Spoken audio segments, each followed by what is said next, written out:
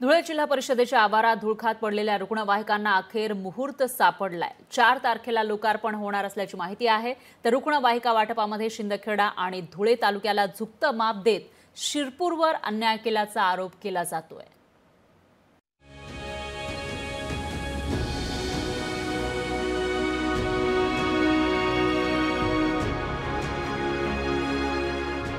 ग्रामीण भागातील आरोग्य सेवा विस्कळीत होऊ नये आणि रुग्णांना वेळेवरती उपचार मिळावे यासाठी शासनाकडून जिल्हा परिषदेला 10 रुग्णवाहिका पाठवण्यात आल्या।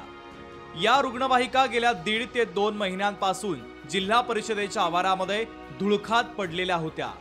या संदर्भात प्रसार माध्यमांनी बातम्या प्रसारित केल्यानंतर जिल्हा परिषदेच्या आरोग्य विभागाला खडबडून जाग आली आहे। 4 जानेवारीला जिल्हाधिकाऱ्यांच्या अध्यक्षतेखाली होणाऱ्या बैठकीत या रुग्णवाहिकांचा लोकार्पण होणार असल्याची माहिती जिल्हा आरोग्य अधिकारी सचिन बोडके यांनी दिली आहे।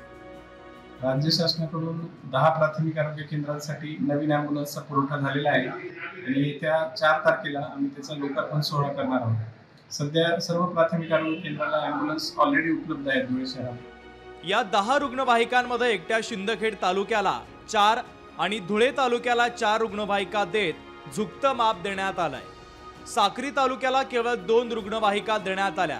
शिरपूर तालुक्यातल्या दुर्गम भागात रुग्णवाहिका नसल्यानं अनेक वेळा गरोदर स्त्रियांना झोळीतून प्रवास करत दवाखान्यामध्ये नेण्यात आल्याच्या अनेक घटना घडलेल्या आहेत। या रुग्णवाहिका वाटपात शिरपूर तालुक्याला रुग्णवाहिका का देण्यात आल्या नाही असा सवाल आता उपस्थित होतो आहे।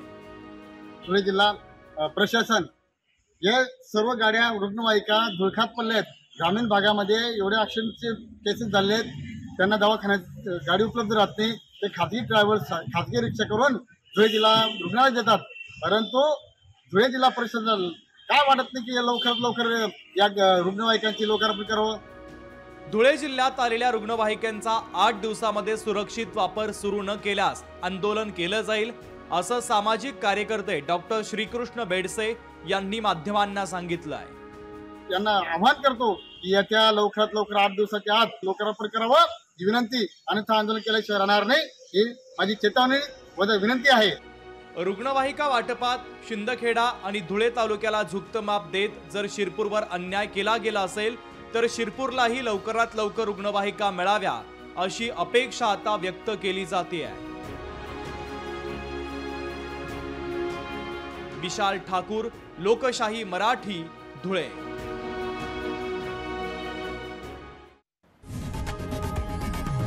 लोकशाही मराठी ऐका, पहा, जागरूक रहा।